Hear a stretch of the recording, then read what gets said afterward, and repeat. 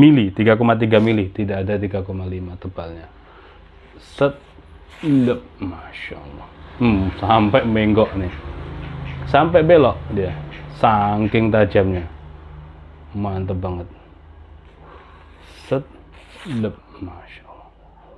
Seperti ini.